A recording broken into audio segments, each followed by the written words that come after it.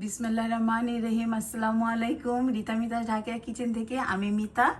আজকে আমি নিয়ে আসলাম খুবই দারুণ একটা রেসিপি। আজকে আমি রান্না করব হালিম।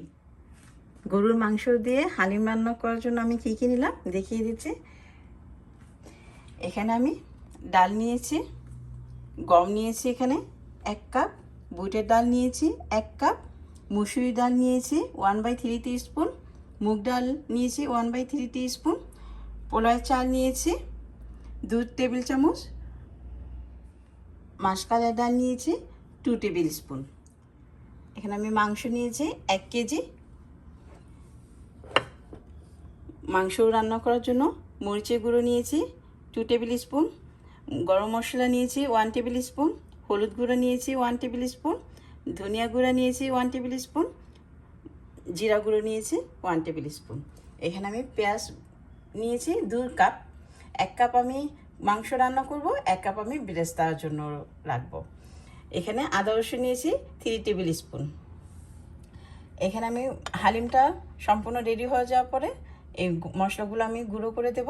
এখানে আমি নিয়েছি জিরা গুঁড়ো 1 টিস্পুন, ধনিয়া গুঁড়ো 1 টেবিল স্পুন, কয়েকটি শুকনো মরিচ, কয়েকটি দারুচিনি, কুকিংয়ের জন্য অয়েল নিয়েছি, পানি নিয়েছি, লবণ নিয়েছি।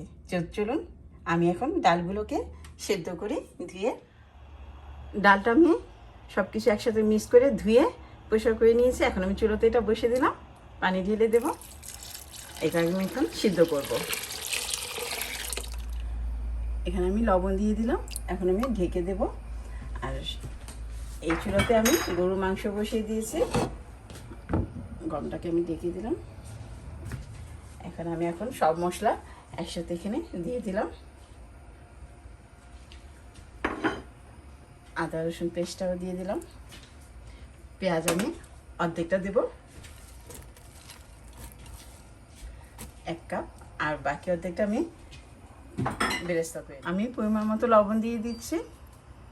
এখন কুকিং অয়েল দিয়ে দেব 1/2 কাপ।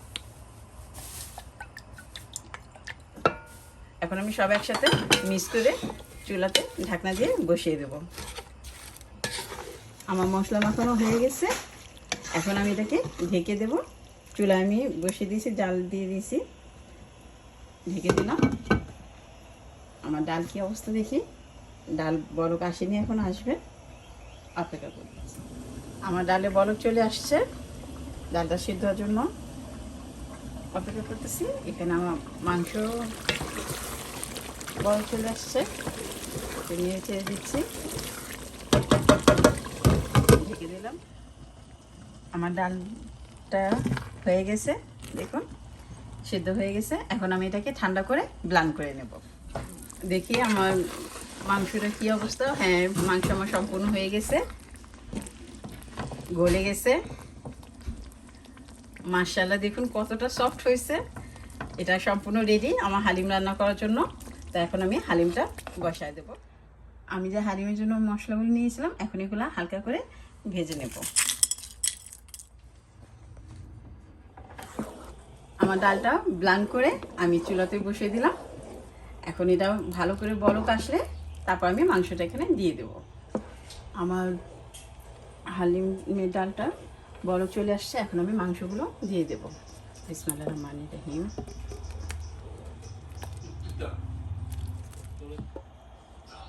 মাংসগুলো আমি ঢেলে দিচ্ছি।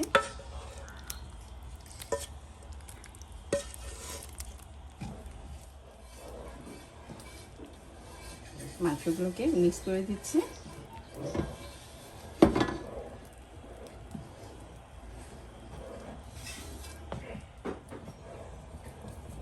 আমার হালিমে বলক চলে আসছে,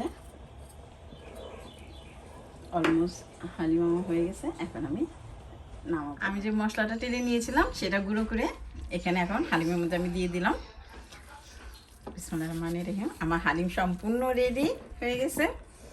মাশাআল্লাহ, খেতেও দারুণ হয়েছে। আমি একটু লবণটা চেক করেছিলাম, তো তখন দেখলাম অনেক সুস্বাদু হয়েছে আমার হালিমটা। আপনারা এভাবে রান্না করবেন। আমি এখন চুলাটা অফ করে আপনাদেরকে বেড়ে দেখাই। মাশাআল্লাহ, দেখুন আমার হালিম রেডি হয়ে গেছে।